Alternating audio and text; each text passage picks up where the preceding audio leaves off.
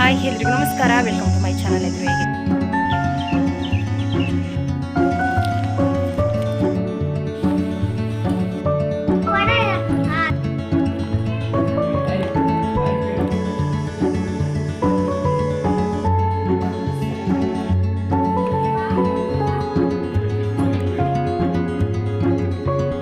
Napier ಮೇವು ಯಾವುದು ನಿಂತಿಲ್ಲ, ಎಲ್ಲ ಭೂಮಿ ಕಚ್ಕೊಂಡಿದೆ. Hi family, welcome to my channel. ಇವತ್ತು ಬೆಳಗ್ಗೆಯಿಂದ ವ್ಲಾಗ್ ಮಾಡ್ತಾಯಿದ್ದೀನಿ. ಅಮ್ಮನ ಮನೇಲಿ ಕೊನೆ ವ್ಲಾಗ್ ಇದು. ಇಷ್ಟು ಬೇಗ ಹೋಗ್ತೀವಿ ಅಂತ ಗೊತ್ತಿರಲಿಲ್ಲ, ಬಟ್ ಇನ್ನೊಂದು ಸಲ ಬೇಗ ಬರ್ತೀನಿ. ರಜಾ ಮುಗಿಯೋ ಅಷ್ಟರಲ್ಲಿ ಕೆಲಸ ಅರ್ಜೆಂಟ್ ಇತ್ತು, ಹಾಗಾಗಿ ಬೇಗನೆ ಬಂದ್ವಿ. 2 ದಿನ ಅಮ್ಮನ ಮನೇಲಿ ಇದ್ದಿದ್ದು. ನಾನು ಪ್ರತಿ ಸಲ ಊರಿಗೆ ಹೋದಾಗ್ಲೂ ದೇವಸ್ಥಾನಕ್ಕೆ ಹೋಗಿ ಪೂಜೆ ಮಾಡಿಸ್ಕೊಂಡು ಬರ್ತೀನಿ. ನಾವು ಹೋಗೋ ಅಷ್ಟರಲ್ಲಿ ಪೂಜಾರೆಲ್ಲ ಹೋಗಿದ್ರು. ಜನನೂ ಕೂಡ ಅಷ್ಟೊಂದು ಏನು ಇರಲಿಲ್ಲ, ನಾವು ಹೋದ ಜನ ಇರಲಿಲ್ಲ. ಇದರಲ್ಲಿ ಸೋಮವಾರ ಮತ್ತು ಶುಕ್ರವಾರ, ಗುರುವಾರ ದೇವ್ರಿಗೆ ಸೀರೆ ಏರಿಸೋದು ಅಂತ ಮಾಡ್ತಾರೆ. ತುಂಬ ಚೆನ್ನಾಗಿರುತ್ತೆ ಪೂಜೆ. ಅದು ಅರ್ಕೆ ಮಾಡ್ಕೊಂಡಿರ್ತಾರೆ. ಅದಾದಾಗ ಈ ದೇವ್ರಿಗೆ ಸೀರೆ ಏರಿಸೋದು ಅಂತ ಮಾಡ್ತಾರೆ. ನಾವು ಮಾಡಿದ್ದೀವಿ.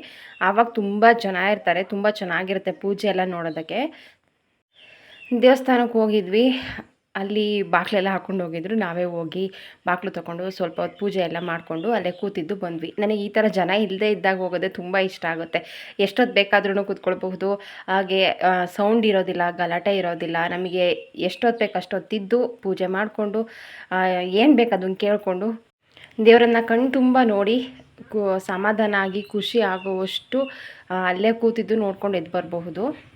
ಒಳಗೆ ಕರೆಂಟ್ ಇರಲಿಲ್ಲ, ಅಂದರೆ ಅವರು ಲೈಟ್ ಹಾಕಿರಲಿಲ್ಲ. ನಾನು ಏನೇ ಟ್ರೈ ಮಾಡಿದ್ರು ಅದು ತೋರಿಸ್ಬೇಕು ಅಂತಂದು ಆದರೂ ತಾಯಿಯನ್ನು ತೋರಿಸೋದಕ್ಕಾಗಿಲ್ಲ.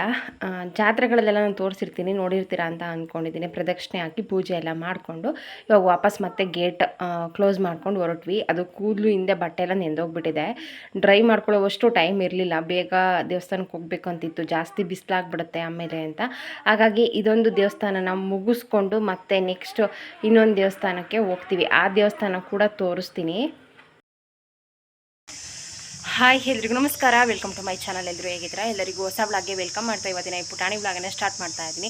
ಏನು ಸ್ಪೆಷಲ್ ಅಂತಂದರೆ ಇವತ್ತು ದೇವಸ್ಥಾನದಿಂದ ವ್ಲಾಗನ್ನು ಸ್ಟಾರ್ಟ್ ಮಾಡ್ತಾ ಇದ್ದೀನಿ. ಇದು ನಮ್ಮೂರ ಗ್ರಾಮ ದೇವತೆ. ಪ್ರತಿ ಸಲ ಬಂದಾಗ್ಲೂ ಕೂಡ ಹೋಗ್ತೀನಿ. ಅಂದರೆ 2 ದೇವಸ್ಥಾನ ಇದೆ, ಒಂದು ಕೆರೆ ಒಳಗೆ, ಇನ್ನೊಂದು ಊರೊಳಗೆ. ಇಲ್ಲಿ ಬರೋಕ್ಕಾಗಿಲ್ಲ ಅಂತ ಅಂದರೆ ಅಲ್ಲಿಗೆ ಬಂದು ಪೂಜೆ ಮಾಡಿಸ್ಕೊಂಡು ಹೋಗ್ತೀನಿ. ಇವತ್ತು ಊರಿಗೆ ಹೊರಟಿದ್ದೀವಿ. 2 ದಿನ ಇದ್ದಿದ್ದು. ಇನ್ನೊಂದು ಸಲ ಅಮ್ಮನ ಮನೆಗೆ ಬರ್ತೀವಿ, ಅಂದರೆ ರಜಾ ಮುಗಿಯೋ ಅಷ್ಟರಲ್ಲಿ ಇನ್ನೊಂದು ಸಲ ಬರ್ತೀವಿ. ಇವಾಗ ಊರಿಗೆ ಹೊರಟಿದ್ದೀವಿ. ಹಾಕಿದ್ರೆ ಅಕ್ಕ ನೀನಲ್ಲಿ ಕೈ ಕೊಡ್ತಾ ಇದೆಯಲ್ಲ, ಬೆಳ್ ಕಟ್ಟಾಗಲ್ವಾ? ನಡಿ ಇನ್ನು ಹೋಗೋಣ, ಸುಡುತ್ತೆ. TVS ಅಲ್ಲಿ ಬಂದಿದ್ದೀವಿ, ಅಲ್ಲಿ ಬೈಕ್ ನ್ಯೂಸ್ ಬಂದಿದ್ವಿ. ಈಗ ಹೋಗ್ತೀವಿ. ದರ್ಶನ ಎಲ್ಲ ತುಂಬ ಚೆನ್ನಾಗಾಯಿತು. ಸ್ವಲ್ಪ ಲೇಟಾಗಿ ಬಂದಿದ್ವಿ, ಹಾಗಾಗಿ ಜನ ಯಾರೂ ಇಲ್ಲ. ಅಲ್ಲಿಂದ ಬಸವೇಶ್ವರ ಸ್ವಾಮಿ ದೇವಸ್ಥಾನಕ್ಕೆ ಹೋಗಿದ್ವಿ. ಅಲ್ಲೂ ಕೂಡ ನಾನು ಹೋಗೋಷ್ಟರಲ್ಲಿ ಪೂಜೆ ಎಲ್ಲ ಮುಗಿಸ್ಕೊಂಡು ಹೋಗಿದ್ರು. ಹಾಗಾಗಿ ನಾವೇ ಗೇಟ್ ಎಲ್ಲ ಓಪನ್ ಮಾಡ್ಕೊಂಡು ಹೋಗಿ ಪೂಜೆ ಮಾಡಿಕೊಂಡು ಸ್ವಲ್ಪ ಹೊತ್ತು ಕೂತಿದ್ದು ಪ್ರದಕ್ಷಿಣೆ ಹಾಕಿ ಬಂದ್ವಿ. ತುಂಬ ಚೆನ್ನಾಗಾಯಿತು ದರ್ಶನ ಎಲ್ಲ. ಜನ ಇರಲಿಲ್ವಲ್ಲ, ಹಾಗಾಗಿ ಯಾವುದೇ ಗಲಾಟೆ ಸೌಂಡ್ ಏನೂ ಇಲ್ಲ.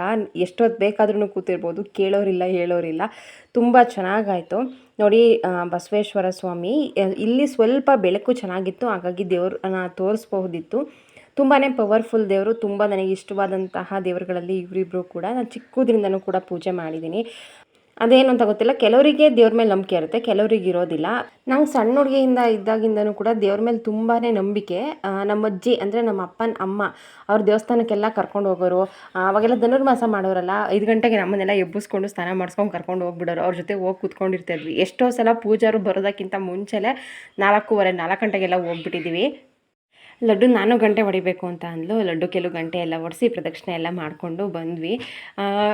ಅಂದರೆ 2 ದಿನಕ್ಕೆ ಹೋಗೋದಕ್ಕೆ ಗ್ಯಾರಂಟಿ ಮನಸ್ಸಿರಲಿಲ್ಲ, ಆದ್ರೂ ಅರ್ಜೆಂಟ್ ಕೆಲಸ ಬಂತು, ಅದಕ್ಕೆ ಹೋಗಲೇಬೇಕಿತ್ತು. ಹಾಗಾಗಿ ಹೊರಟ್ವಿ. ಇನ್ನೊಂದು ಸಲ ರಜಾ ಮುಗಿಯೋಷ್ಟರಲ್ಲಿ ಗ್ಯಾರಂಟಿ ಬರ್ತೀನಿ ಅಂತ ಅಂದ್ಕೊಂಡಿದ್ದೀನಿ. ಅಷ್ಟೊತ್ತಿಗೆ ಏನೇನು ಕೆಲಸ ಬರುತ್ತೋ ಗೊತ್ತಿಲ್ಲ. ನೋಡಿ ಎಷ್ಟು ಚೆನ್ನಾಗಿ ಅಲಂಕಾರ ಮಾಡಿದಾರಲ್ವ. ಅದು ಹಾರ ಹಾಕಿರೋದಲ್ಲ, ಸಣ್ಣ ಬಿಡಿ ಹೂವನ್ನೇ ಮುಡಿಸಿರೋದು. ಎಷ್ಟು ಚೆನ್ನಾಗಿ ಕಾಣಿಸ್ತಾ ಇತ್ತು. ನನಗಂತೂ ತುಂಬಾ ಖುಷಿ ಆಯಿತು ನೋಡಿ. ಅಲ್ಲಿಂದ ಮನೆಗೆ ಹೋದ್ವಿ. ಇವತ್ತಿನ ಬೆಳಗ್ಗೆನ ತಿಂಡಿ ಚಪಾತಿ ಮತ್ತು ಬೀಟ್ರೋಟ್ ಪಲ್ಯ ಮಾಡ್ತಾಯಿದ್ದೆ. ಚಪಾತಿ ಎಲ್ಲ ಅರ್ಧ ಫಸ್ಟು ಹೊಸ್ತಿಟ್ಕೊಂಡು ಇವಾಗ ಬೇಯಿಸ್ತಾ ಇದ್ದೀನಿ. ಈ ಕಡೆ ಪಲ್ಯ ಕೂಡ ರೆಡಿ ಆಯಿತು. ನಾನು ಯಾವ ಥರ ಪಲ್ಯ ಮಾಡ್ತೀನಿ ಅಂತ ಆಲ್ರೆಡಿ ವೀಡಿಯೋ ಶೇರ್ ಮಾಡಿದ್ದೆ, ಹಾಗಾಗಿ ಮತ್ತೆ ಅದನ್ನು ಯಾವುದೂ ವೀಡಿಯೋ ಮಾಡಲಿಲ್ಲ. ಚಪಾತಿ ಎಲ್ಲ ಮಾಡಿಕೊಂಡೆ. ಫಸ್ಟು ಪಲ್ಯ ಮಾಡಿಟ್ಟಿದ್ದೆ, ಬೀಟ್ರೋಟ್ ಪಲ್ಯ. ನನ್ನ ಮಕ್ಕಳಿಗೂ ಇಷ್ಟ, ಅಪ್ಪನಿಗೂ ಇಷ್ಟ ಆಗುತ್ತೆ. ಹಾಗಾಗಿ ಬೆಳಗಿನ ತಿಂಡಿ ಇದಾಗಿತ್ತು. ಚಪಾತಿ ಬೀಟ್ರೋಟ್ ಪಲ್ಯ ನಂಗೆ ಸಿಕ್ಕಾಪಟ್ಟೆ ಇಷ್ಟ. ಚಪಾತಿ ಜೊತೆಗೆ ನನಗೆ ಜಾಸ್ತಿ ಬೀಟ್ರೋಟ್ ಪಲ್ಯ ಮತ್ತು ತೊಂಡೆಕಾಯಿನ ಪಲ್ಯ ನಂಗೆ ತುಂಬ ಇಷ್ಟ ಆಗುತ್ತೆ. ತೊಂಡೆಕಾಯಿ ತುಂಬ ಮಿಸ್ ಮಾಡ್ಕೊಳ್ತಾ ಇದ್ದೀನಿ, ಎಷ್ಟೊಂದು ದಿನ ಆಗಿದೆ ಮಾಡೇ ಇಲ್ಲ. ಮತ್ತು ಮಧ್ಯಾಹ್ನದ ಅಡುಗೆನೂ ಕೂಡ ಶುರುವಾಯಿತು ಹಿಂದೆಯೇ.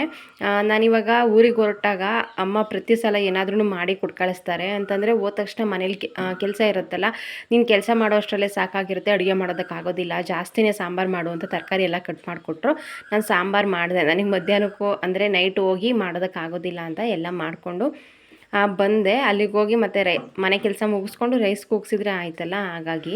ಹಾಗೆ ಸ್ವಲ್ಪ ಮನೆ ಮುಂದೆ ಗೇಟ್ ಮಾಡೋದಕ್ಕೆ, ಸೇಫ್ಟಿ ಗೇಟ್ ಮಾಡೋದಕ್ಕೆ, ಜೊತೆಗೆ ಇವಾಗ ನಾನು ಹೇಳಿದ್ನಲ್ಲ ಬಾತ್ರೂಮ್ ಕಟ್ಟಿದ್ದಾರೆ ಅಂತ, ಅದಕ್ಕೆ ಡೋರೆಲ್ಲ ಬೇಕಿತ್ತು. ಹಾಗಾಗಿ ಇವತ್ತು ಅಪ್ಪ ಎಲ್ಲ ಹೋಗಿ ತೊಗೊಂಡು ಬಂದರು.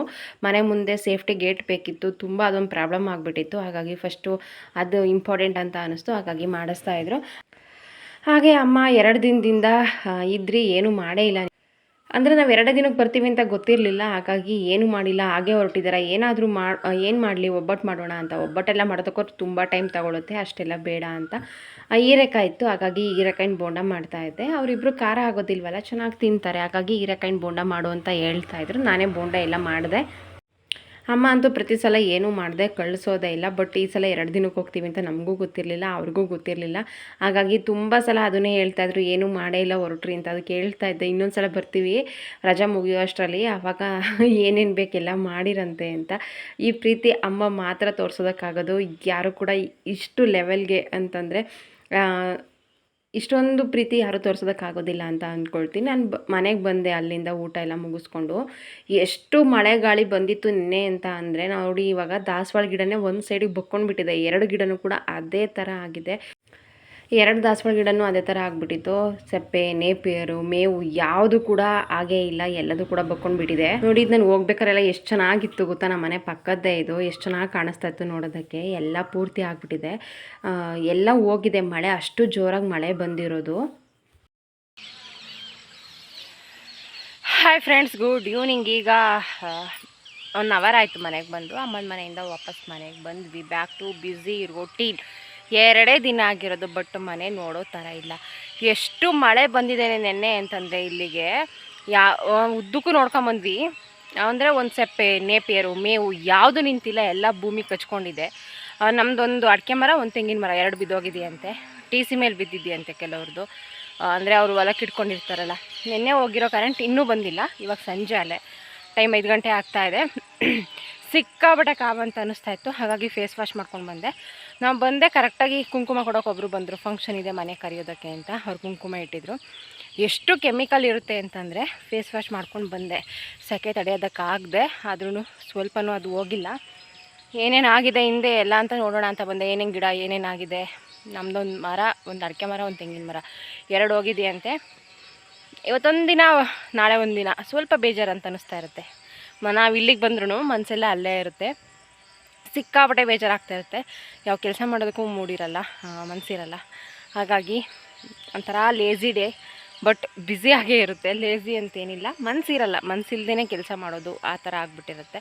ಇವಾಗ ಸೆಪ್ಪೆ ತೋರಿಸ್ತೆ ಯಾವ ಥರ ಇದೆ ಅಂತ. ಫುಲ್ ನೆಲಕ್ಕೆ ಕಚ್ಕೊಂಡ್ಬಿಟ್ಟಿದೆ. ಇವತ್ತಿನ ಈ ಪುಟಾಣಿ ವ್ಲಾಗನ್ನ ಇಲ್ಲಿ ಎಂಡ್ ಮಾಡ್ತಾಯಿದ್ದೀನಿ. ವ್ಲಾಗ್ ಇಷ್ಟ ಆದರೆ ಲೈಕ್, ಶೇರ್, ಸಬ್ಸ್ಕ್ರೈಬ್ ಆಗಿ. Thank you.